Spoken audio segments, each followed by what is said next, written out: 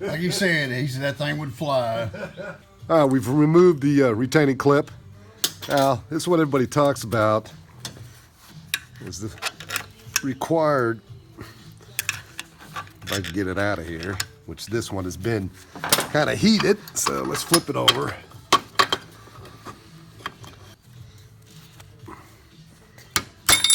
All right, there it is.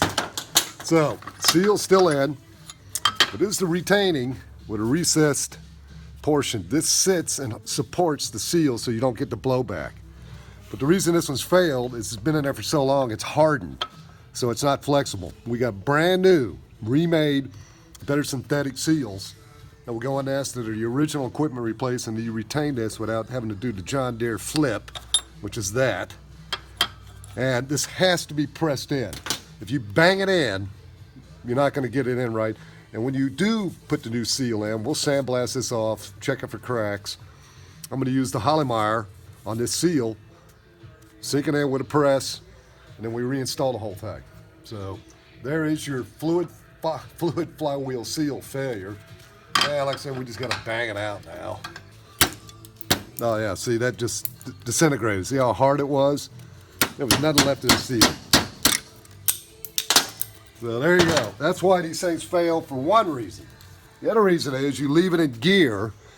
Well, you know, it could take a couple of minutes, but if it's in gear and you're not moving, in other words, the vehicle is stationary, you've engaged one gear, you're sitting there like an automatic car and you're holding it on the brake, these heat up and they fail.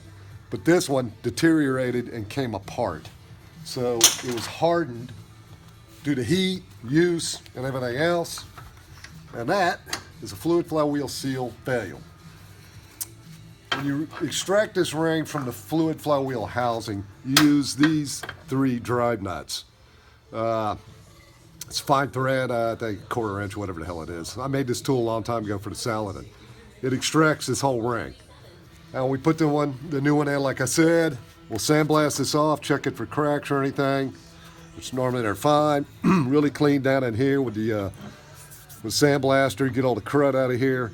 Then we use a press the seal back in with Holleymeyer around it, and preload it, meaning it's compressed.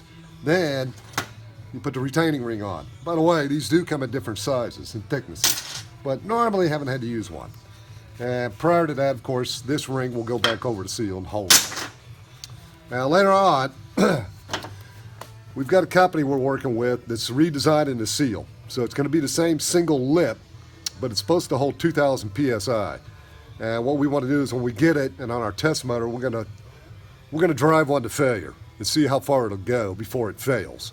And that's by locking it in gear, engaging it.